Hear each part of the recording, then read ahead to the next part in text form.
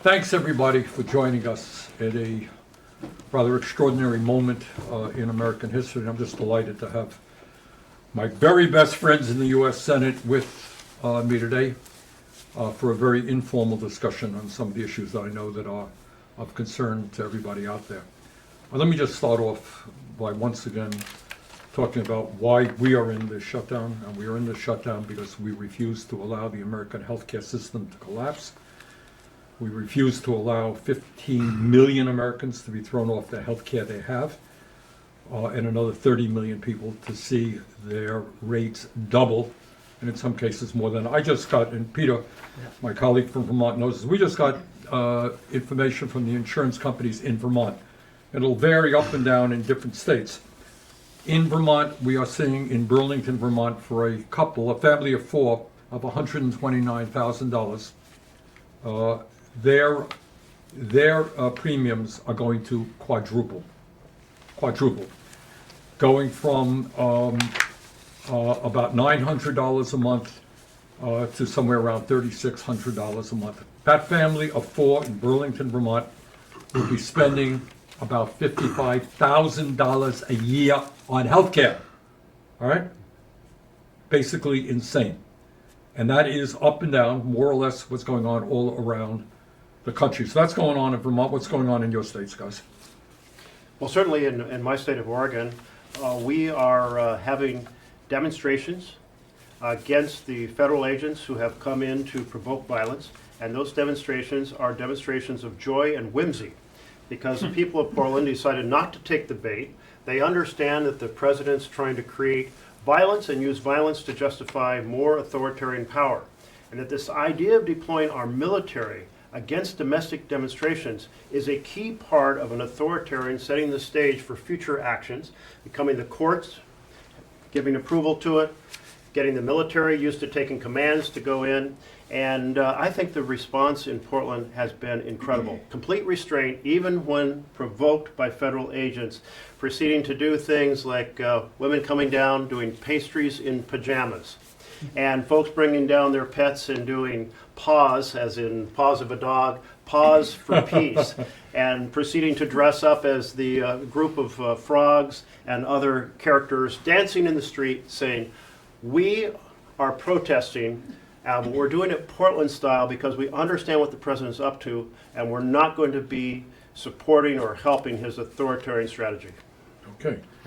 Maybe back to healthcare for a second, Tina? So, Bernie, as you were talking, I was just thinking about this email that I got yesterday from a Minnesotan, and she said, first of all, she said, I want to write to thank you for fighting for affordable health care. So people, I think, are paying attention to what this fight is all about. They understand that we have a president who's giving tax breaks to, gazillionaires, but can't seem to find the money to lower healthcare premiums for people that are just regular people. So she says, I logged on to my account today and found that my monthly premium is increasing from $1,000 a month, which is a lot, to $3,163 a month. And she says, this is catastrophic. For my husband and I, we can't afford this, and we're going to have to go without health insurance. And so, again, we've been saying that this is a now problem. This isn't something that we can maybe get around to solving in January or December. So it's not just Vermont, it's Minnesota, and I suspect it's all of us. Right. Tripling of her healthcare premiums. Yes. To be $36,000 a year. Yes, that's right. And she says, this is really what got me. She was an educator at a Catholic school, and she said that this is more than what her annual salary was when she was a teacher. Wow. Yeah. That's amazing. By the way, what's so astonishing about this, Trump has been picking on blue states, want to inflict the pain on blue states. This affects folks who voted for him. I mean, these premiums don't go to Republicans and Democrats, they go to families, they go to teachers. And everyone is going to get hammered on this. And what we're fighting for is health care, regardless of who you voted for. And 78% of the folks who are on the exchange are in states Trump won. Yeah. So we're not advocating for blue versus red values here. We're talking about health care for the entire country. Exactly. And it's a bipartisan issue. It's a fundamental foundation for a family to thrive. Yeah, while we're on that issue, just because I think we should hone in on this, because some of us get asked the question, why are you all fighting this fight so much when some of the biggest beneficiaries are people who live in red states? And the answer is, we're not like Trump, right? We don't try to punish people who voted against us. We want to make sure everybody has access to affordable health care. And Peter, when you said that, I've got this list here of the states that are going to see the biggest increases in their premiums. West Virginia, Wyoming, Alaska, Tennessee, these are in order. West Virginia, 387%. We've been talking about doubling, tripling. And But it's if a you go poor down the state. list, West Virginia is a struggling state. you go down this list, and like the first 12, 14, 15 of the states that will see the biggest premium jumps are red states. But we want to make sure people in red states, blue states, purple states, this is all red, white, Did it blue, ever right? This is all occur- about Americans. I mean, And- honestly, did it Yeah. ever occur to anybody in this room that we should not worry about people in West Virginia because they voted for Trump or No. Idaho? No. Right. I mean, maybe we're old-fashioned conservatives who believe that we live in one country, right? That's We're all in exactly this right. together. But Elizabeth? you know, it is about values. You've got that exactly right. So I keep watching right now as people are seeing tripling healthcare, health insurance costs, quadrupling. But the Republicans, Donald Trump has managed to say we're gonna still set aside $20 billion to send to Argentina to prop up Milei, this right-wing buddy who has sucked up to Donald Trump for years, who's in terrible trouble. People of Argentina, it looks like, are going to vote him out. So Trump is willing to rush him with $20 billion. And we learned yesterday that, 20 may not get the job done, so they're going to $40 billion. Now, there are two things to watch about this. The first one is $40 billion when families here in our states are not going to be able to afford health care. The lady you're talking about just says, we'll just have to give it up Right. and hope for the best. $40 billion, what that would mean in our healthcare system, more than cover all of these, this help for people to be able to pay their exchange insurance policies. But the other half of it is it's not like it's $40 billion to go in and feed poor children in Argentina. This is $40 billion to bail out hedge funds that have invested in Argentine debt. That's what this is about. So it's So to that's come in Scott and Bessent. exactly. Secretary These of are Treasury. Scott Bessent, our Secretary of Treasury's friends, who are now jumping in and saying, we need help in this because they had invested for money in Argentine debt. And So doesn't Trump, he own a lot of land in the Dakotas, a lot of farmland? He owns a lot of Thousands farmland of acres, in, yeah. in the northern tier of this country. That's exactly right. But finish, Elizabeth, No, because no, I want but to get your in on this point- because I think this is so important. your Yeah. point is a good one because this is about, you think of a president of the United States is supposed to be watching out for us, for all of us, Wait a right? minute. What was it? America first! Oh, No! yeah. Did I hear that one? It sounds Okay, like so Argentina here's the- comes ahead of the United Yeah, States. it's in this house. Argentina then America. So let me tell you how this is going over in Minnesota right now. So we know like roughly a quarter of American farmers, family farmers, are buying their health insurance on the exchange. So they're getting walloped Yeah. by these big insurance premium increases. But at the same time, Minnesota soybean farmers are just Impoverished. creamed because they have no markets for our soybean products because of Trump tariffs. And so when they read in the morning newspaper that Donald Trump is sending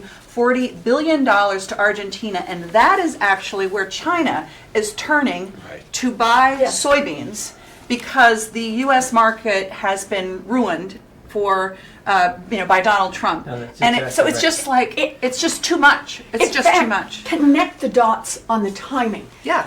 Argentina cuts a deal with China to say to China, in effect, you've been buying from those American farmers all those years.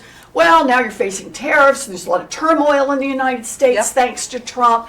How about cut a long-term deal with us and leave those American farmers to let their soybeans rot in the field? And by the way, that's the market that our Midwest farmers, used to sell to. Exactly right, It was like exactly 40% right. of their crop. But, They So did all they the have difference. raced in- They haven't sold a bushel of soybeans. That's right, but the to China. Argentinians have raced in, they've taken that market, locked that market up, and once that deal was in place, Yep. then Trump said $20 billion for Argentina and is now raised But it I to think 40. on this point, it's worth coming Yep. full circle, because we're talking about healthcare costs that Yep. are about to spike. But we're also seeing rising costs around the country Yep. because of the Trump tariffs. And this That's is the right. guy who said on day one, he was going to bring down prices and costs. He's Right. done the exact opposite, and now they're going to allow this huge spike in healthcare costs. But when he put those across-the-board tariffs in place, not only is that a national sales tax, it comes out of the pocket of every single American, but China responded by saying, well, if you're going to impose greater tariffs on us, we're not going to buy so many of your soybeans. Right. So that punished American farmers. And to add insult to injury, China then decided to buy from Argentina, and then Donald Trump and Scott Bessent bail out Argentina. This all comes back to the Trump policy of across-the-board tariffs that are punishing the American people. And for God's sakes, you said you weren't going to allow, you were going to bring down prices. You haven't done that. But when it comes to healthcare, you're about to increase costs to Right. the American people, in this case, 2, 3, 4 times. So for God's sakes, at least do no harm. That's So all. Bernie, so thank you. So they're high-fiving in Buenos Aires today.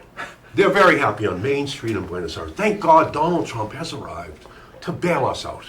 We were about to have a crisis here in our country. Meanwhile, in Burlington, Vermont, they're getting notices that their health care costs are going to skyrocket.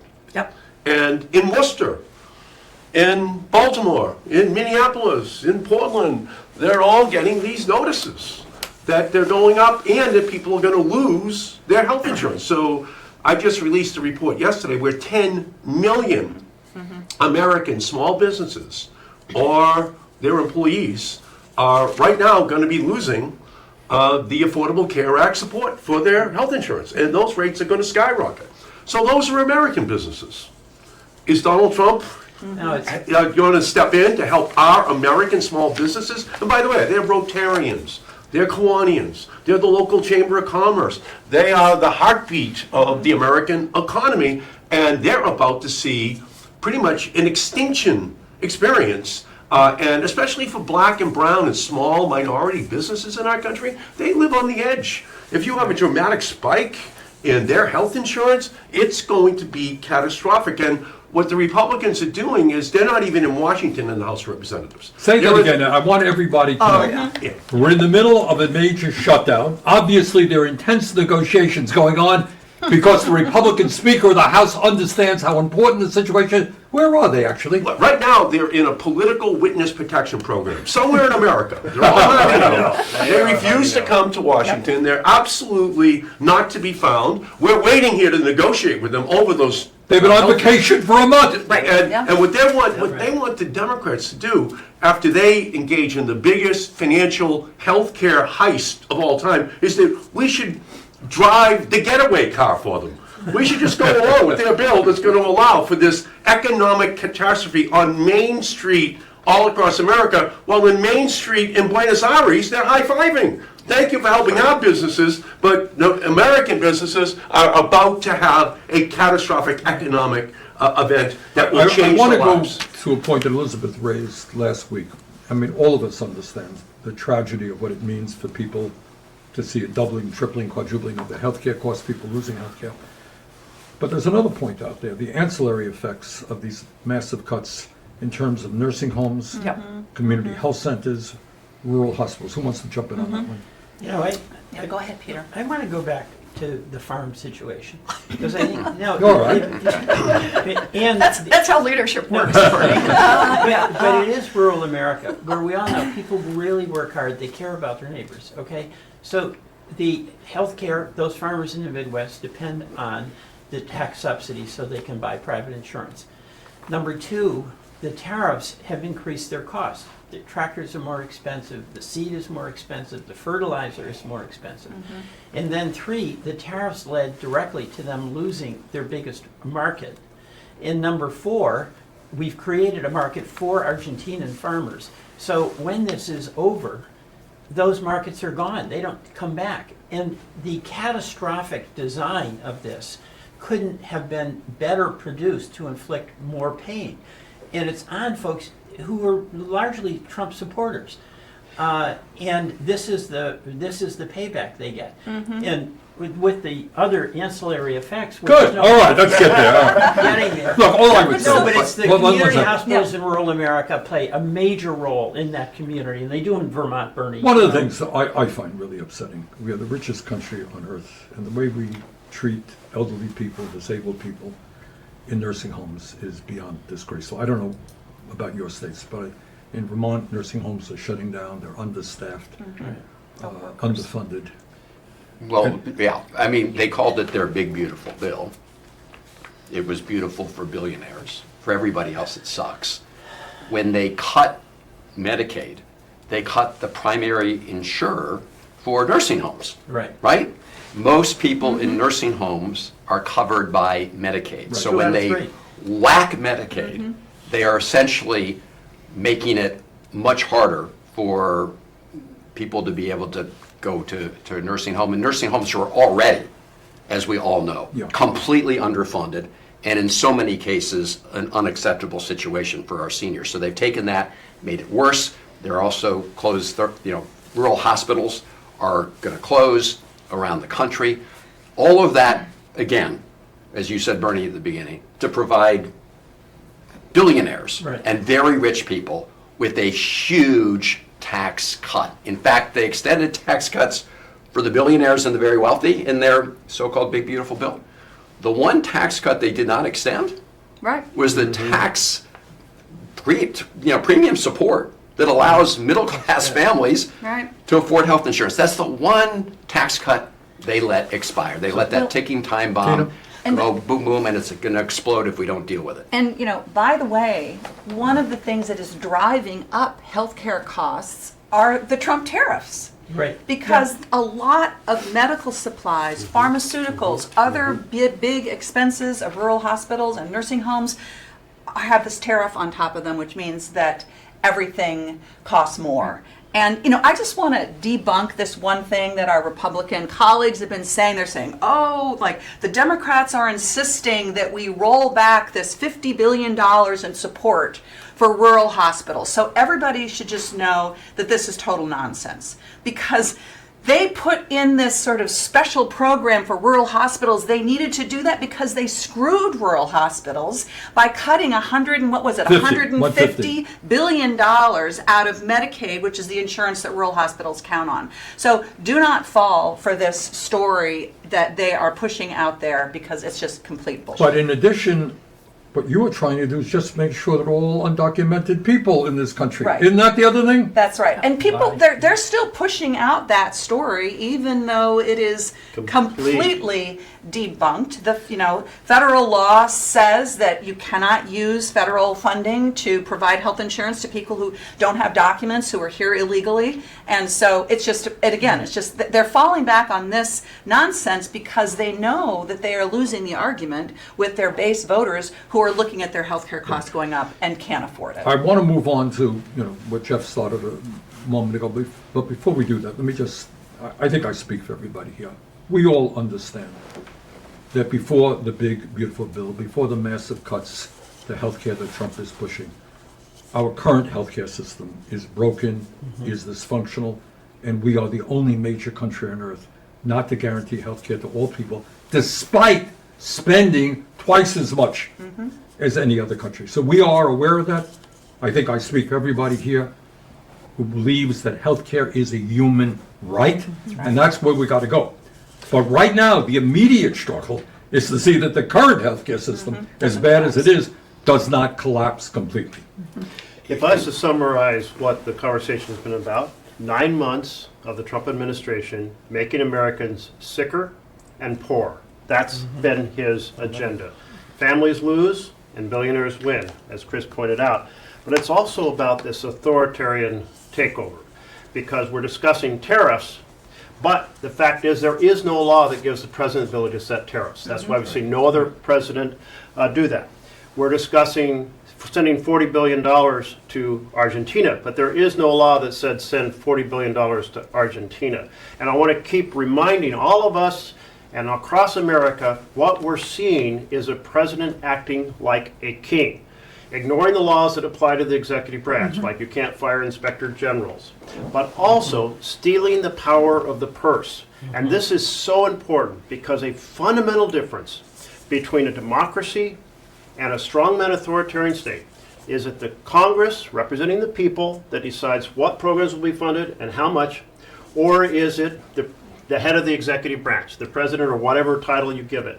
And so we have seen through the strategies Trump has been doing of slowing down funding, freezing funding, impounding funding, running out the clock on the fiscal year and saying, poof, sorry, that funding, well, there was nothing that reversed the law that said well, I was supposed to spend it, but the year is out, so it's gone. And then getting support from the Supreme Court for that strategy, which is you compile these things, underlying all the battles we're talking about, is we have to fight to restore our democracy. We are in the middle of an authoritarian takeover. It is no small thing, the biggest threat to our republic since the Civil War, and we have to stand up, exercise our oath as senators, and reclaim this country for government by and for the people. Right. But part of what Donald Trump is trying to do as his vengeance tour is that because we have stood up and fought back, he says he's firing thousands more federal workers.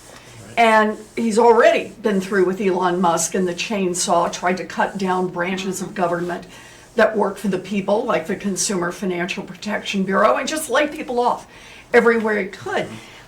I think we all have to be clear on this. It was illegal when he did it when government was open, and it is equally illegal when he does it when government is shut down. But this is about Donald Trump believing that the state, the power of government is his to be used for the vengeance he wishes to wreak on whoever he sees as those who cross him, those who stand up to him, and the power of taking U.S. taxpayer dollars and shooting them off to Argentina or wherever else Donald Trump wants to send them. And you are right, Jeff. That is the action of a king. And we don't have kings in the United States. We need to remind Donald Trump of that. Yeah, so we've got a crisis right now, and these hedge fund guys, they want to get their payback for their support for Donald Trump in the election. And the three top hedge fund managers in America made more money last year than all 120,000 kindergarten teachers in our country combined. Okay, who did more for our country last year? Like those 120,000 kindergarten teachers or three hedge fund guys? They're the ones that are going to get bailed out in Argentina and here. And simultaneously, he wants to destroy the entire Department of Education Yep. and the EPA, take that funding, and then with a Robin Hood in reverse strategy, give all that money in tax breaks to billionaires and millionaires, to hedge fund guys. And so health is the first wealth for every family. If you don't have your health, you have nothing. And so they're looting that by the tens of millions in our nation, and all of that wealth, that health, is going to those billionaires, and that's what this fight is all about. It's all about this transfer of wealth into the hands of the wealthiest, and it is just Robin Hood in reverse. And the Sheriff of Nottingham, on behalf of King John, is now latter day these hedge fund guys and King Donald Trump trying to do the same thing, and to take from the poor to give to the rich. You know, Eddie, just to make you feel worse, this isn't bailing out the hedge fund guys. It's enriching the hedge fund guys. They buy the debt like at 20 cents on the dollar because it's going south. Well, with the bailout, it means they may get $1 on the 20 cents. So this is a total sweetheart deal. Just Yeah. like the taxes. Well, we Total remember on sweetheart. Inauguration Day, right, when he told the American people it was going to be a new golden age for America. But the people he was really talking to were the people sitting right behind him, Elon Musk, Mark Zuckerberg, the other billionaires. This cabinet is Who just made- filled who with made these more than cabinets. all The of ones the with the richest. gold. Right, the ones with the gold. That's what he means by golden age. Yeah. More gold for the already rich in Right. America. And he is determined to shut down all opposition. I mean, that's what authoritarians do. And, Right. you know, Elizabeth mentioned, you know, we don't believe in kings in America. So tomorrow, everybody will have a chance to say we don't have kings in America. And why this is important, though, is Donald Trump is trying to use intimidation and the force of the federal government to silence people and get them to shut up. And so it's really important that everybody speak out loudly and also take actions, peaceful actions, to demonstrate that we won't support a king. And I've said this before, but I do think it's important that we call out those who capitulate. Because when Right. big institutions with lots of resources, whether they're law firms law or firms, universities or universities. whoever they may be, when they cave in to the bully just gets hungrier. And they're putting the rest of our rights at risk. And so this is a moment where everybody's got to stand up. I saw that list of all these billionaires and companies that were going to finance the new Trump ballroom at They're the having White dinner House. with them Right. tonight. So that, but this is an example of what's the problem is. And we need all of those organizations, those businesses to say, our democracy That's right. means more to us than making money. Unfortunately, that's not their view. Their view is making billions is more important than our democracy. That's why all of us and, you know, people all over the country need to stand up. Like I said. I'm ready. I just want to maybe end on the note that Ed raised. You know, every day there's something else and people are distracted and overwhelmed. But I want you, and Chris made this point, I want you to think back to Trump's inauguration, who was standing right behind him. The richest people in the country. And 10 months later, how are those people doing? They have been making zillions and zillions of dollars. They're doing phenomenally well. How you doing? How you doing when you walk into the grocery store? Can you afford decent quality food for your kids? What about your rent? What are you paying, 40, 50% of your income in rent? And now you're dealing with healthcare? Double, triple, quadruple, or maybe you're gonna lose your healthcare at all. So in the middle of all of this distraction, this flooding the zone, a new crisis every day, pay attention to the fundamental issue. The billionaire class has never, ever had it so good. They are funding Trump. They are delighted. And you and all of us are struggling. So I think Chris said it best. We got to stand up. We got to fight back.